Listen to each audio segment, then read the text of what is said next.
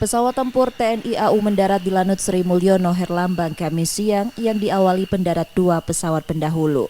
Rencananya ada 8 pesawat F-16 yang mendarat untuk mengikuti latihan matra udara 2 Jalak Sakti Koops UT 1, Harda Maruta 1, dan Gua Wijaya Kopasgat yang digelar di Lanut Pangeran M. Bunyamin, Lampung 28 hingga 30 Agustus mendatang. Pesawat F-16 tersebut dari Skadron Udara 16 Lanut Rusmin Nuryadin Pekanbaru yang sebelumnya mengikuti gladi posko diakhiri Tactical Air Maneuvering Game.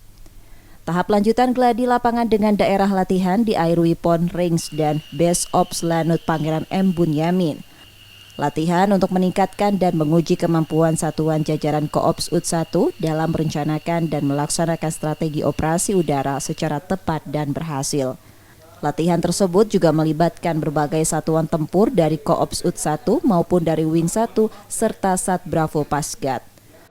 Meningkatkan dan mengukur sampai sejauh mana kesiapan operasional satuan-satuan di jajaran Koops UT 1. Hal ini sangat penting dikarenakan tingkat ancaman dan tingkat gangguan yang ada di Koops UT 1 ini cukup dinamis dan eskalasinya cukup tinggi, sehingga diperlukan adanya satu latihan untuk mengukur bagaimana kesiapan operasional itu nantinya akan mempengaruhi kita bekerja sama, berkoordinasi, dan melaksanakan tugas-tugas untuk mendukung Kogab Wilhan 1 nantinya.